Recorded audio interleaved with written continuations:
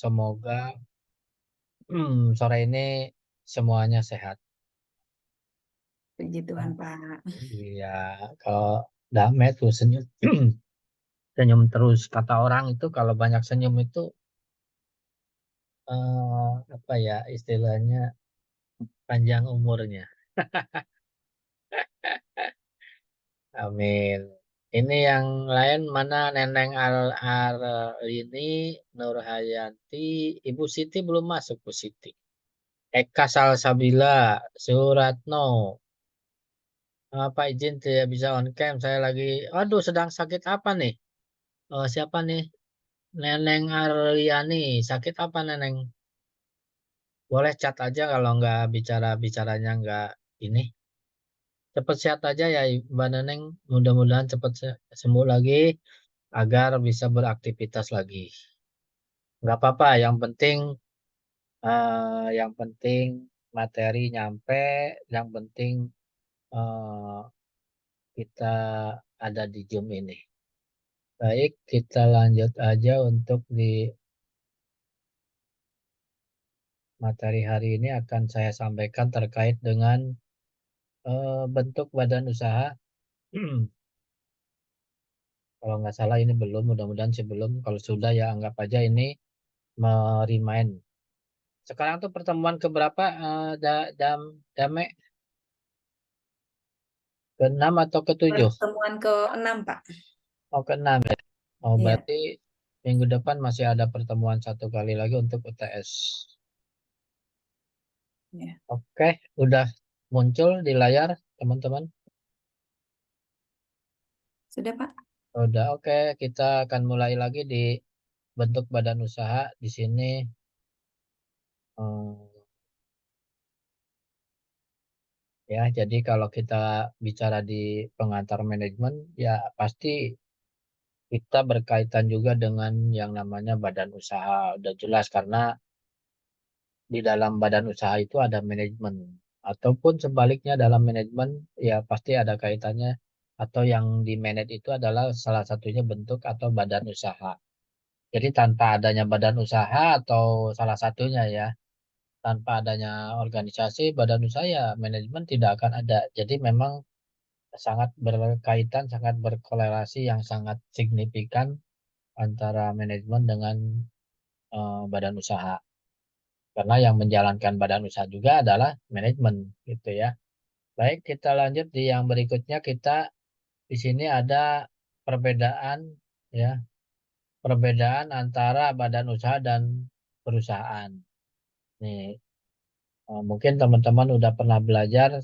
Kalau memang pernah, saya hanya merimain, mengingatkan saja atau merefresh. Kalau belum, ya kita mulai dari awal. Jadi perbedaan antara badan usaha dan perusahaan di sini,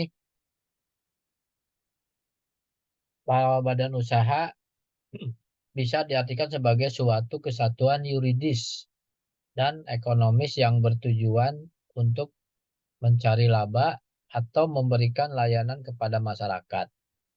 Jadi kalau badan usaha di sini bisa diartikan sebagai salah satu kesatuan yuridis ekonomis bertujuan mencari laba, ya.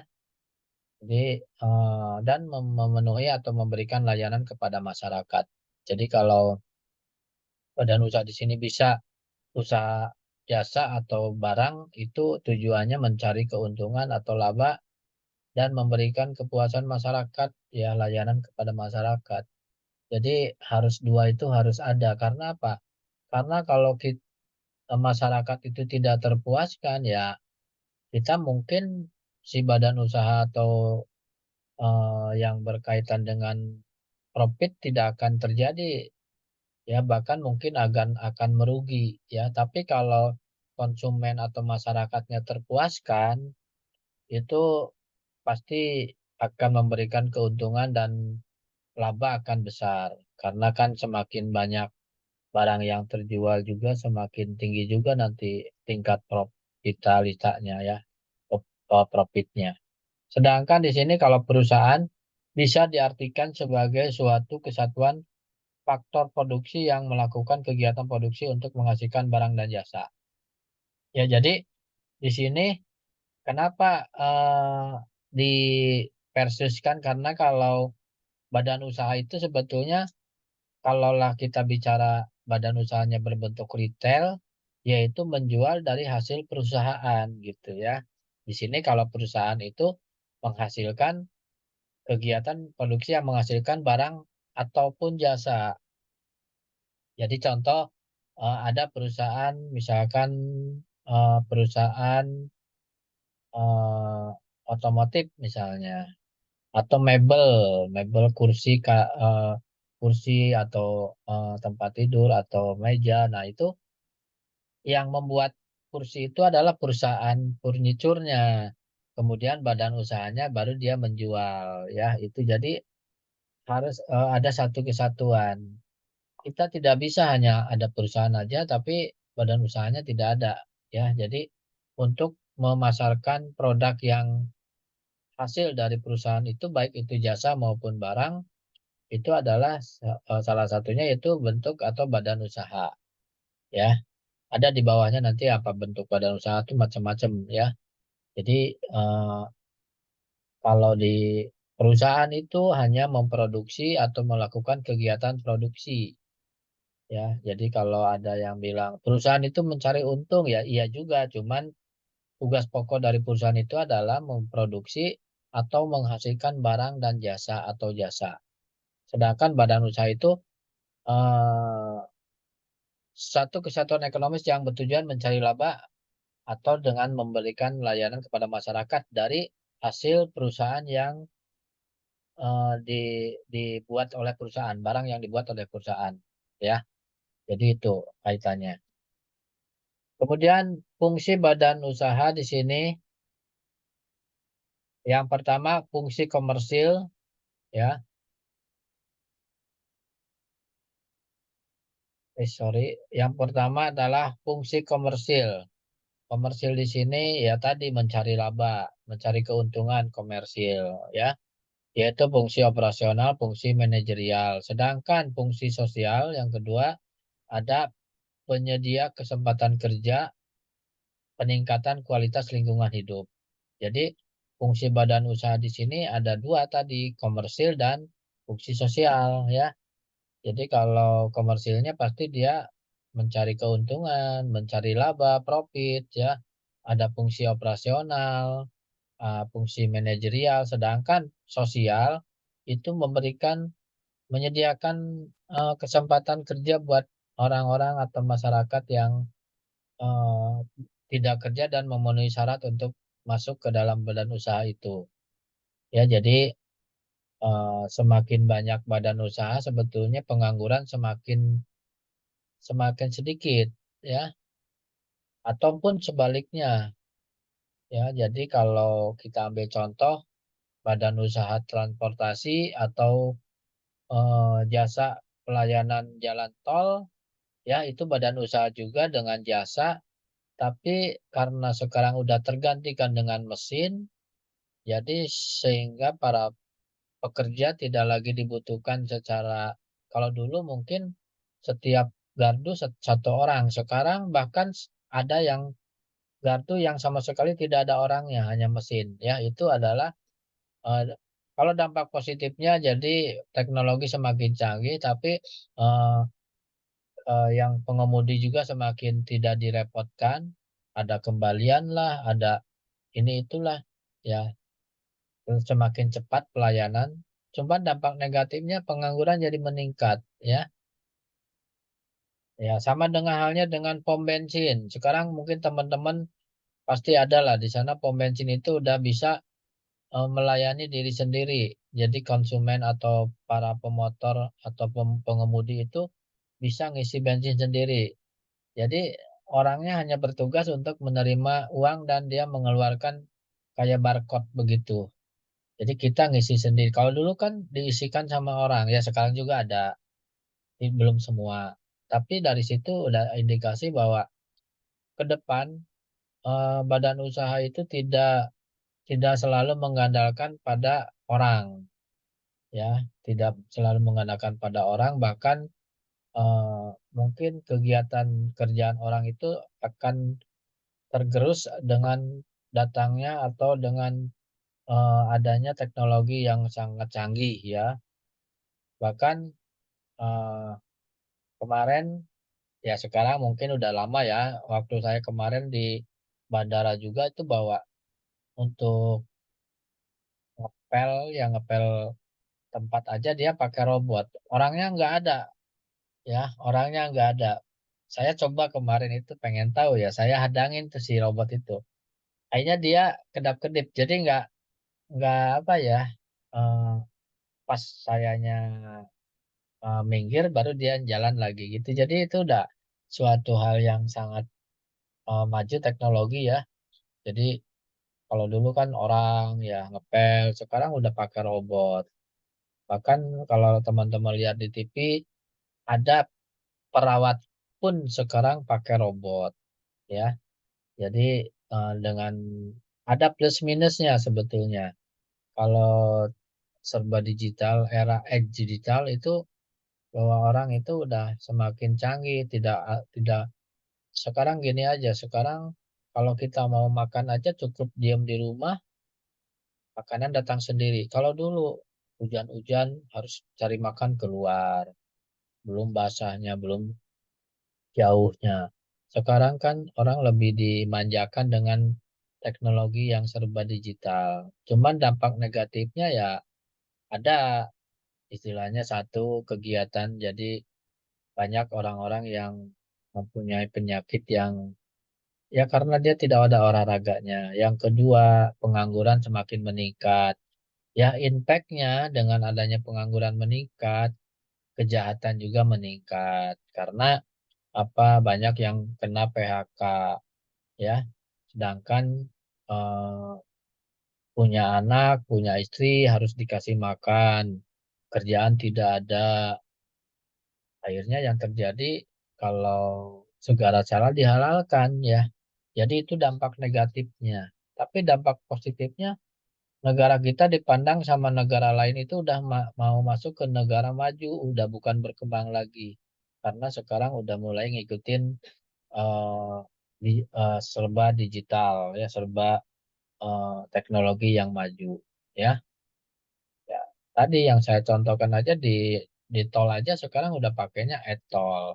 Bahkan ada yang lebih canggih lagi, tidak harus ditempelkan, dia hanya ada kode di dalam mobilnya dan terbaca sama sensornya, udah bisa buka sendiri si palang eh, tolnya, palang pintunya itu, ya. Akan lebih canggih lagi. Mungkin dulu dulu saya waktu zaman skripsi komputer itu gede-gede, kemudian pakai disket. Ya mungkin teman-teman di sini nggak pernah ngalamin pakai disket ya. Kalau dulu saya masih ngalamin disketnya kotaknya sebesar apa ya 15 kali 15 senti. Nah, itu kalau si disket itu kelipat aja udah hilang semua datanya karena sangat rawan ya tipis. Makanya itu disket itu harus betul-betul di apa ya dijaga supaya jangan kena panas, jangan kelipat. Nah, semakin canggihnya teknologi maka semakin bagus juga akhirnya pengendaliannya lebih tinggi ya. Dari disket yang tebal jadi disket yang kecil. Dari disket kecil ke flash disk, dari flash disk ke chip. Ya, sekarang udah tambah ini lagi sedangkan apalagi udah chip udah kecil tapi daya tampung udah besar ya sampai sekian giga gitu ya 1 tera atau apa gitu. Jadi sekarang udah zamannya udah beda. Mungkin cara belajar kita kita atau saya zaman dulu dengan teman-teman sekarang beda. Kalau dulu kan belum ada handphone, belum internet, belum ya kalau kita mau buka internet itu harus ke warnet kalau dulu. Sekarang kan semua handphone juga bisa dengan uang 10.000 aja udah bisa buka internet dan beli kuota. Nah, beda kalau sekarang ya. Baik, kita lanjut di yang berikutnya yaitu tentang bentuk badan usaha berdasarkan kepemilikan yang ada di Indonesia. Ada BUMN, Badan Usaha Milik Negara, Badan Usaha Milik Swasta, dan Koperasi. Nah, di sini ada Badan Usaha Milik Negara. Pengertiannya bahwa Badan Usaha Milik Negara itu adalah suatu kesatuan yuridis ekonomis yang seluruh atau sebagian modalnya dimiliki oleh negara melalui penyertaan secara langsung yang berasal dari kekayaan negara dengan tujuan untuk mencari keuntungan. Ya, BUMN kayak Pertamina, kayak Telkom, kemudian Telunggas, ya itu milik negara ya. Jadi semua kekayaan itu punya negara. Kemudian yang berikutnya bahwa ada BUMN, karakteristik BUMN di sini, usahanya bersifat membantu tugas pemerintah. Usahanya bersifat membantu tugas pemerintah iyalah karena memang itu punya pemerintah ya. Badan usaha milik negara. Jadi membantu pemerintah dalam hal salah satunya kayak pom bensin, Telkom, ya Telkom eh, fasilitas untuk komunikasi, telekomplain itu kan berkaitan dengan Telkom. Yang kedua, menghasilkan barang yang karena pertimbangan keamanan dan kerahasiaan yang dikuasai negara dibentuk berdasarkan peraturan undang-undang dan berlaku dan harus dimiliki dan dikelola oleh pemerintah. Itu jadi ada berkas-berkas yang memang rahasia negara. Makanya kemarin ada orang Indonesia, anak Indonesia yang pinter, otodidak, coba-coba bisa nembus atau bisa buka NASA. Nah itu kan web NASA itu kan sebetulnya rahasia ya sebetulnya. Makanya bagi orang-orang yang ya mungkin dikasih kelebihan sama yang di atas ini bahwa mungkin dia bisa ini ngehack ya hack untuk kayak NASA atau mungkin di yang penting-penting negara lain gitu ya. Kemudian yang ketiga dibentuk untuk melaksanakan kebijakan pemerintah tertentu atau yang bersifat strategis ya, melaksanakan kebijakan pemerintah ya, kayak misalnya pemerintah menggiatkan Indonesia Pintar atau Kampus Merdeka. Nah, akhirnya dibuatlah Kampus Merdeka. Jadi maksud Kampus Merdeka di sini kita bisa belajar dimanapun yang kita mau ya, dengan adanya persetujuan antara kedua belah pihak atau kampus A dengan kampus B.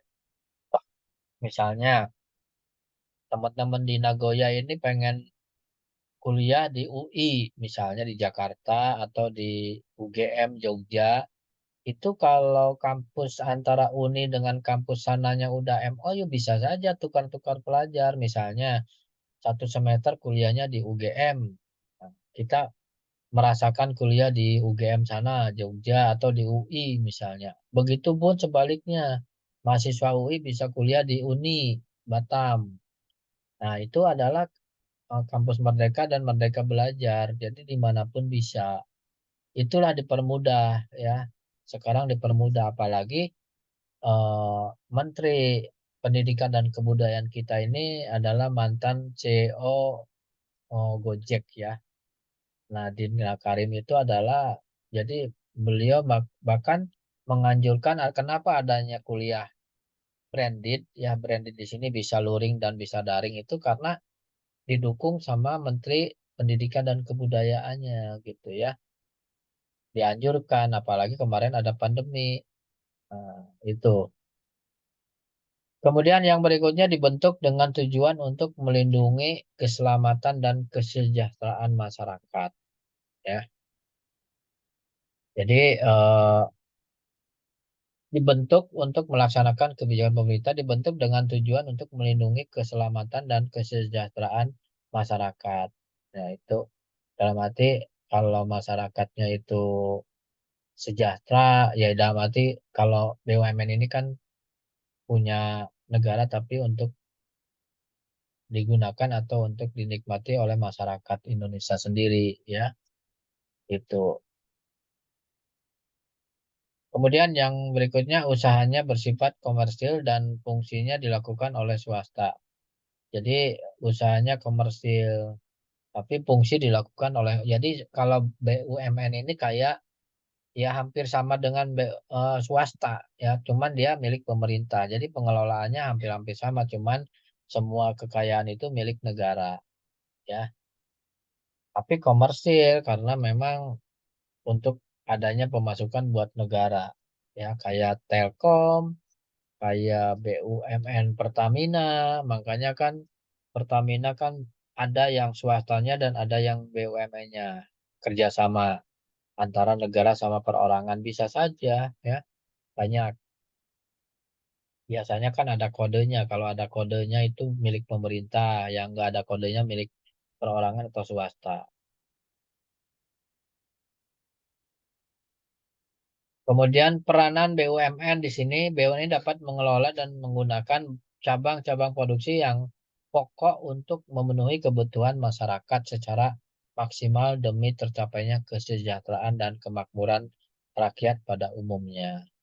Ya, memang tujuan negara ini memenuhi kebutuhan masyarakat. Ya, makanya kalau ada orang BUMN yang korupsi itu masyarakat sangat marah sekali karena memang BUMN ini peranannya untuk memenuhi kebutuhan masyarakat, ya, kayak pajak. Kita bayar pajak sih, iya iya bayar pajak, tapi dikorupsi lah sama oknum orang pajak, kan nggak terima begitu, ya. Bahkan ada pejabat pajak sendiri yang belum bayar pajak, kan sangat ironis, ya. Kegiatan atau orang petinggi kemarin pajak yang David, bapaknya si Rafael itu adalah orang petinggi pajak, tapi dia sendiri belum bayar pajak mobil dan pajak ini itunya, kan sangat ironis, ya. Sementara masyarakat kecil aja harus bayar pajak, makan aja kena pajak, ya. Parkir ada kena pajak, tapi orang petingginya malah nggak bayar pajak, kan sangat sangat sangat lucu gitu, ya. Harusnya kan memberikan eh, apa istilahnya, memberikan contoh yang baik dulu supaya masyarakat mau bayar pajak. Yang ketiga,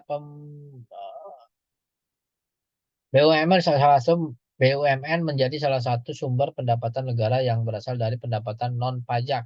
Nah, ya, jadi mendapatkan pendapatan negara. Jadi kayak misalkan apa, kereta api atau Pertamina itu pasti keuntungannya buat pendapatan negara yang memasukkan. BUMN dapat menyediakan lapangan pekerjaan sehingga dapat membantu mengatasi pengangguran. Nah, itu, ya, jadi BUMN di sini salah satunya peranannya supaya mengatasi pengangguran, jangan terlalu banyak, dengan catatan memenuhi syarat, ya. Sebetulnya teman-teman di sini juga ada kesempatan masuk ke BUMN. Cuman persyaratannya memang agak-agak beratnya. Satu, usia jangan lebih dari sekian tahun.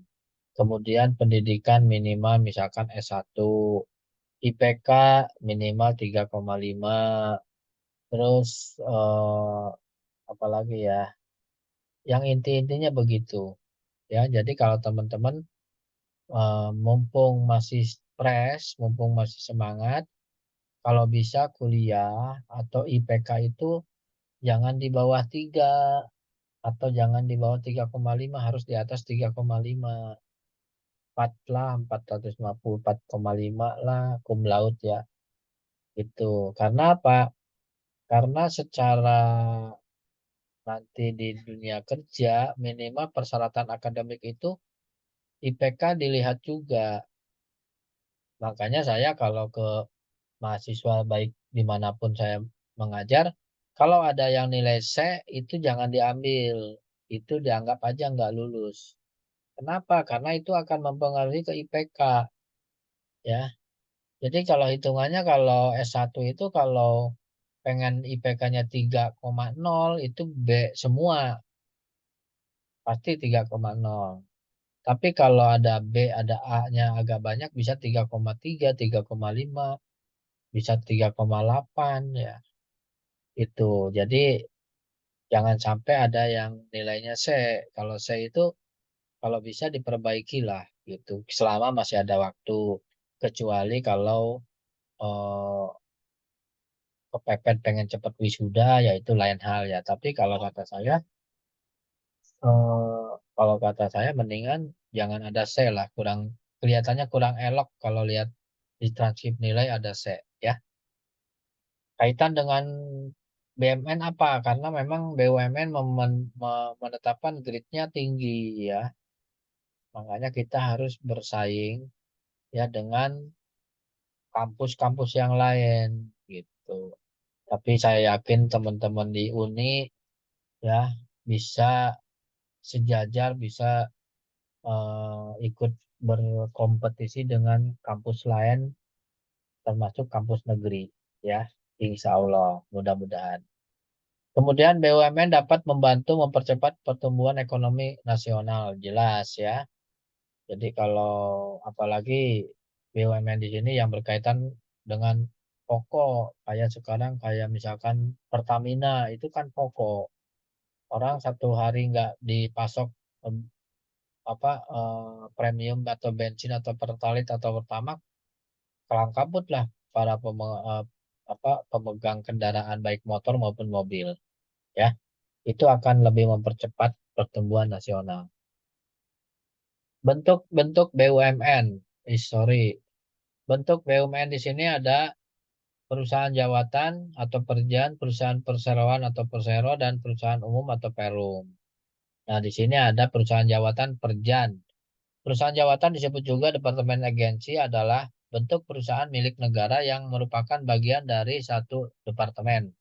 Pada awal tahun 91 BUMN dalam bentuk perjan dirubah menjadi perum seperti Perum Pegadaian, Perum Jawatan Kereta Api, dan perubahan menjadi PT KAI, KKAI ya. Jadi itu perubahan dari eh, BUMN menjadi perum, perusahaan umum ya. Ciri-ciri perjan di sini, tujuan usaha adalah untuk publish service. Tujuan usaha adalah untuk public service, jadi untuk melayani masyarakat ya. Perusahaan jawatan di sini. Kayak tadi Perum Gas, Perum kereta api, ya, Pegadaian. Nah, Pegadaian juga salah satu untuk eh, membuat atau untuk servis masyarakat bagi mereka yang membutuhkan dana yang cepat ya bisa lewat Pegadaian. Teman tahu mungkin slogan Pegadaian itu apa? Ada yang suka pernah baca slogannya? Mengatasi masalah tanpa masalah, Tanpa Pak. masalah. Ya, jadi Pegadaian itu, Perum Pegadaian itu mengatasi masalah tanpa masalah. Jadi bagi orang-orang yang terpepet karena kebutuhan atau karena kepentingan yang tidak bisa ditunda, dengan hadirnya Pegadaian sangat membantu masyarakat sebetulnya ya. Jadi bisa bukan dijual tapi digadaikan dan suatu saat bisa diambil lagi. Ya, dan bagusnya Pegadaian apapun dikomunikasikan, misalnya udah jatuh tempo dikomunikasikan ataupun sudah harus lelang juga dikomunikasikan. Kalau setelah komunikasinya baik sama para nasabah dan nasabah udah mempersilahkan untuk dilelang ya barulah Perum Pegadaian melelangnya barang itu gitu. Yang kedua, ciri perjan status hukum tidak berdasarkan badan hukum usaha. Status hukumnya ya kalau Perjan, hubungan organisasi dengan pemerintah tidak terlihat sebagai bagian dari departemen atau dirjen, tidak otonom ya. Jadi tidak otonom, kepemilikan dan penguasaan pemerintah dalam bentuk sepenuhnya dan langsung seperti terhadap bagian departemen atau dirjen. Itu ciri-ciri Perjan ya. Baik, kita lanjut di perseroan atau perusahaan perseroan terbatas. BUMN yang berbentuk perseroan terbatas yang modalnya terbagi dalam saham yang seluruh atau paling sedikit 51% sahamnya dimiliki oleh negara Republik Indonesia yang tujuan utamanya mengejar keuntungan. Persatuan, perusahaan perseroan, persero ya. Jadi eh, di sini bahwa persero di sini BUMN yang berbentuk perusahaan terbatas yang modalnya terbagi dalam saham yang seluruh atau paling sedikit 50% adalah milik negara. Tetap campur tangan negara ada di situ, ya. Ciri-ciri persero di sini yang pertama, pendirian persero diusulkan oleh menteri kepada presiden. Ya, jadi menteri Menteri Perindustrian dan Perdagangan itu mengusulkan pendirian persero kepada Bapak Presiden sebagai kepala negara. Pelaksanaan pendirian dilakukan oleh menteri, ya, dilakukan oleh menteri, ya, dengan memperhatikan undang-undang tentunya, ya, tidak lepas dari undang-undang. Status berupa syarat yang diatur berdasarkan undang-undang. Modalnya berbentuk saham, jadi ada saham. eh, Ya, kayak misalnya teman-teman mungkin sering, kalau saya sering karena orang ekonomi jadi sering dengerin ya kalau punya saham punyanya sedikit. Jadi kayak misalkan ada BRI atau BNI. Nah, itu suka ada lelang atau siapa yang mau beli saham BNI. Nah, satu lembar saham itu misalkan 700.000. Kita punya uang 7 juta, berarti dapat berapa? 10 lembar misalnya. Nah, dengan mempunyai 10 lembar aja kita adalah sebagai pemilik BNI sebetulnya, cuman kecil gitu ya. Dividennya kecil. Ya, makanya suka ada tuh saham BNI, saham BRI, saham Indofood, farmasi, ya, BCA. Nah, itu banyak. Sebagian atau seluruh modalnya adalah milik negara dan kekayaan negara yang dipisahkan. Organisasi persero adalah RUPS, direksi dan komisaris. Ya, ini biasanya kalau direksi atau komisaris itu orang-orang inilah kayak di BUMN. BUMN kan ada Ahok. Nah, itu salah satu direksi atau komisaris BUMN Pertamina, ya. Oke, tinggal yang lainnya silakan teman-teman nanti dibaca. Ada Perum, perusahaan umum atau perusahaan umum atau Perum. Perusahaan umum adalah perusahaan negara yang bergerak dalam bidang usaha pelayanan umum yang modal seluruhnya berasal dari negara dan dipisahkan oleh APBN. Ya, tujuan utama Perum adalah melayani kepentingan umum di samping itu juga mencari keuntungan. Sama aja, ya, Persero, Perum, BUMN itu mempunyai atau modal milik negara dan tujuannya itu mencari laba dan melayani kepentingan masyarakat atau public service, ya. Ciri-ciri Perum di sini yang pertama sifat utama adalah melayani kepentingan masyarakat umum. Yang kedua bidang usaha Perum pada umumnya bergerak pada jasa, ya, jasa-jasa vital, ya, kayak tadi, kayak misalkan eh, apa namanya, Perum Gas, Perum apa Perum Pertamina, ya. Kemudian mempunyai nama dan kekayaan sendiri serta mempunyai kebebasan untuk mengadakan perjanjian dengan pihak lain. Kalau Perum ini bebas, ya, beda dengan BUMN, tapi masih milik negara. Berstatus badan hukum dan diatur berdasarkan undang-undang. Modal seluruhnya milik negara, tapi terpisah dari kekayaan negara. Dipimpin oleh Dewan Direksi. Nah, jadi modalnya memang milik negara, tetapi terpisah dari kekayaan negara. Jadi tidak masukin kekayaan negara. Politik tarif dapat ditemukan oleh pemerintah. Pegawai Perum berstatus pegawai perusahaan negara. Ya, ya, kayak sama dengan BUMN sebetulnya, gitu ya, milik negara. Organisasi tugas wewenang tanggung jawab serta pengawasan diatur secara khusus, yaitu ada SPI-nya, ada auditornya, ada tim auditnya, itu pemerintah punya, ya. Kelebihan dan kelemahan BUMN. Ya, kelebihannya memimpin cabang-cabang yang menguasai hajat hidup orang banyak. Kelebihan tuh. Tapi kelemahannya menimbulkan monopoli atas aset vital. Yang kedua, permodalan berasal dari kekayaan negara sehingga berlangsung usahanya terjamin. Jadi Tidak ya ada yang namanya, aduh takut bangkrut atau enggak yang orang modalnya punya negara kok. Jadi terjamin usahanya. Pengembangan usaha terhambat banyaknya aturan yang memikat. Ya itu kalau karena milik pemerintah jadi banyak banyak aturan-aturan yang harus dijalani ya. Kalau di dalam kebijakannya. Tetapi kalau kita bicara modal semuanya adalah milik negara. Terjamin lah. Usahanya dapat mendapat dukungan dari negara karena sebagai sumber pendapatan negara jelas ya kayak Pertamina, kayak Perumgas, terus kayak apa Pos dan Giro itu kan didukung pemerintah karena memang itu akan mendapatkan pendapatan buat negara. Beberapa sektor mendapat keuntungan yang tipis bahkan merugi karena terbatas pengelolaan faktor produksi dan pembatasan undang-undang. Ya, ada saja sih kalau di daerah-daerah itu kan beda. Sekarang BUMN yang pusatnya di Jakarta misalkan, tapi di daerah ada juga, cuman itu kan beda ya, beda lahan, beda eh, lokasi dan beda tempat ya. Itu akan jelas akan mempengaruhi kepada pendapatan.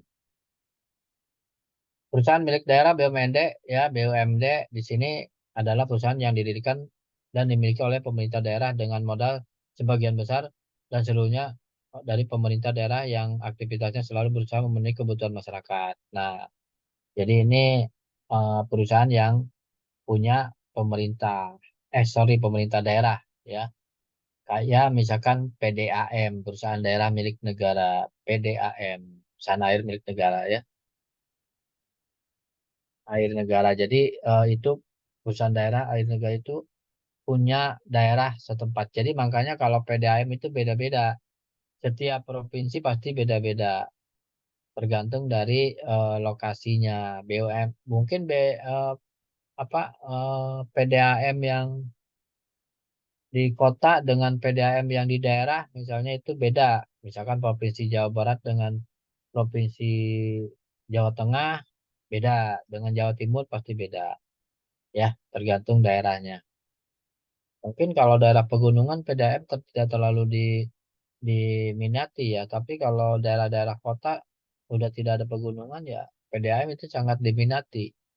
Ya, di daerah saya aja sekarang udah beralih ke PDAM ya, karena apa? Karena keterpasokan air dalam tanah itu semakin ke sini semakin berkurang. Apalagi kalau cuacanya memang panas gitu ya. Peran BUMD. Peran BUMD di sini yang pertama yaitu meningkatkan pertumbuhan perekonomian daerah, khususnya perekonomian nasional pada umumnya. Ya, jadi perekonomian daerah semakin bagus BUMD daerah itu semakin sejahtera lah daerah itu. Sebagai sumber pendapatan daerah, udah jelas. Kemudian membuka lapangan kerja sehingga menyerap tenaga kerja dan mengurangi pengangguran. Jadi si orang-orang daerah itu tidak harus ke kota, di daerah juga banyak kesempatan ada BUMD ya. Dan yang terakhir di sini memenuhi kebutuhan masyarakat. Ya, tentunya dibukanya BUMD dalam suatu provinsi itu untuk kebutuhan masyarakat juga ya. Kelebihan dan kelemahan BUMD di sini yang pertama kelebihannya bahwa kegiatan ekonomi dilakukan untuk melayani kepentingan umum. Modal berasal dari kekayaan negara ya, walaupun daerah juga daerah punya negara. Kemudian apabila menderita kerugian pemerintah yang menanggungnya. Sama ya, pemerintah daerah yang menanggungnya. Status pegawai diatur oleh peraturan pemerintah atau daerah.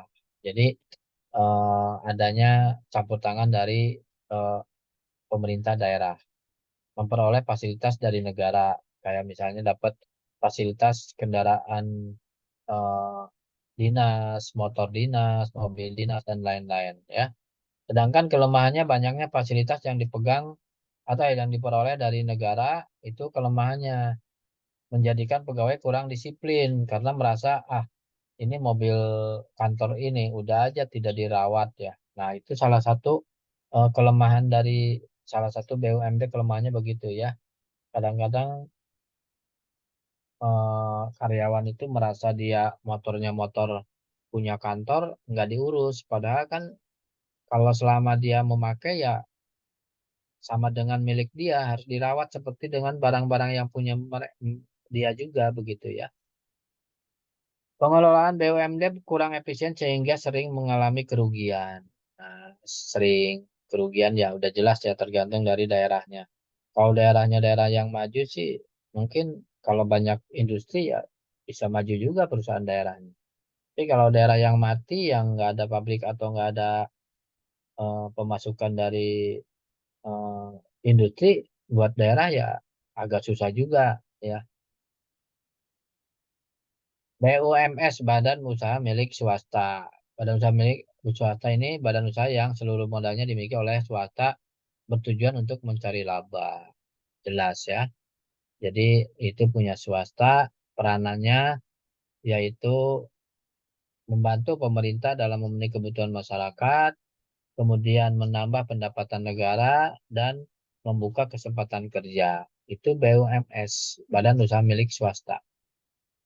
Karakteristik BUMS dimiliki oleh perorangan dan persekutuan badan usaha. Pemilik dapat bertindak sebagai pengelola, ya karena merasa milik swasta, jadi seenaknya sendirilah gitu ya. Dapat juga sebagai pemilik, tapi pengelolanya diserahkan pada pihak lain, dipercayakan. Keuntungan dan kerugian menjadi tanggung jawab pemilik atau pimpinan, jelas karena swasta. Keberhasilan atau kegagalan badan usaha sangat tergantung pada kecakapan pemilik dan pemimpin.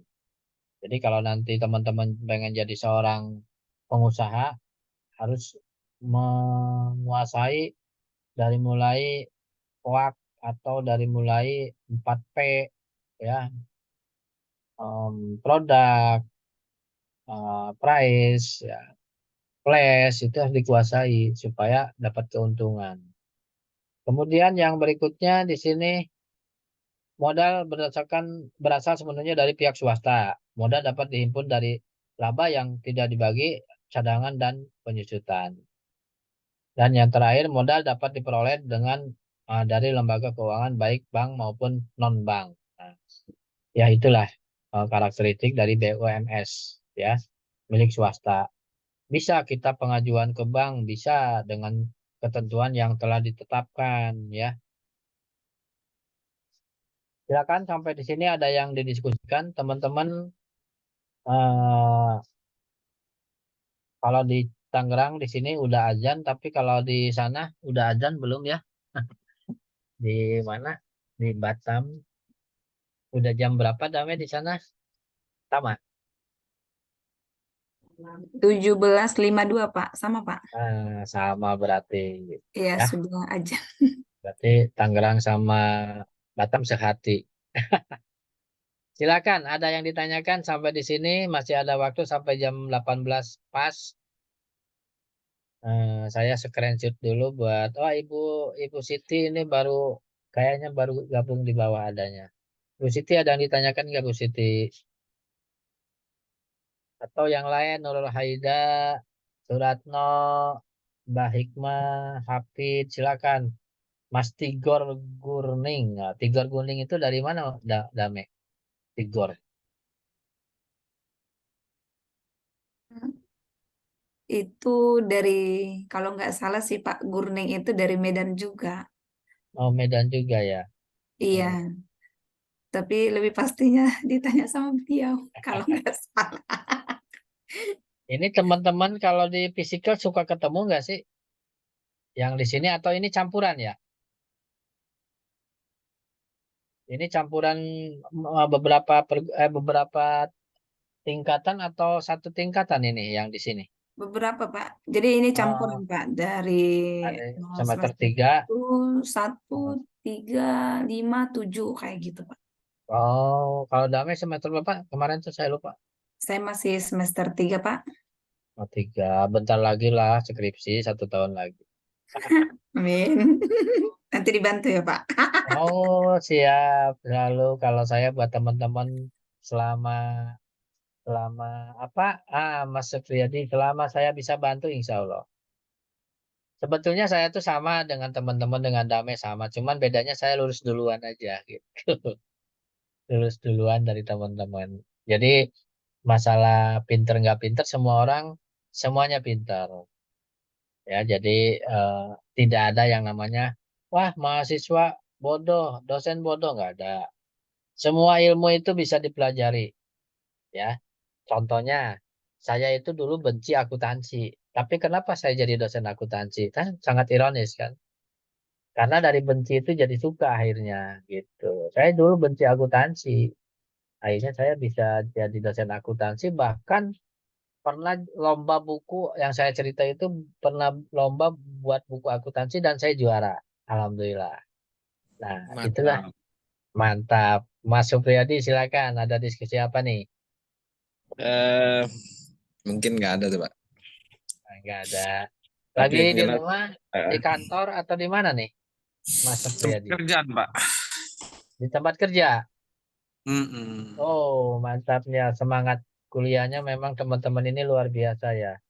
Saya salah satu dosen yang dapat pujian dari Pak Ibu Rektor, katanya pas lagi kuliah saya selalu banyak. Alhamdulillah teman-teman berarti support saya di sini. Insya Allah saya juga akan support teman-teman. Kalau ada yang ditanyakan, ada yang didiskusikan di luar mata kuliah pengantar manajemen, boleh-boleh saja ya. Jangan terpaku, wah ini dosen pengantar manajemen kalau nanya statistik, boleh-boleh. Selama saya bisa, insya Allah. Kalau saya nggak bisa, saya punya guru lagi. Gitu. Karena apa? Di atas awan ada awan lagi. Tidak ada orang yang paling pintar, tidak ada orang yang bodoh. Semuanya bisa. Silakan. Ada 5 menit lagi buat kita diskusi. Nanti materi akan saya share di grup. Ya, ini masuk grup semua nggak, Dame? Iya Pak, Masuk. masuk Pak.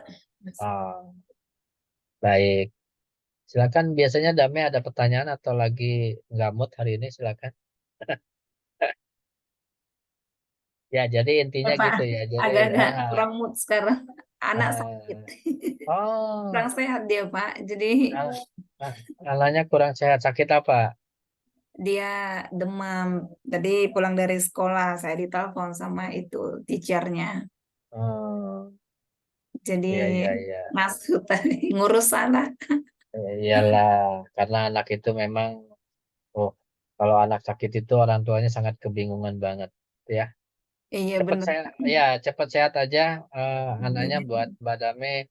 Mudah-mudahan cepat pulih lagi, jadi eh, kuliahnya, kerjanya juga fokus. Amin Pak, makasih ya Ya, Pak. sama-sama. Silakan yang lain ada yang ditanyakan. Kalau tidak ada, mungkin akan ditutup dengan 2 atau 3 menit ya ke depan ini. Di sini udah ada adzan. Nah, Mbak Siti nggak akan menampakkan wajahnya dulu, Mbak Siti.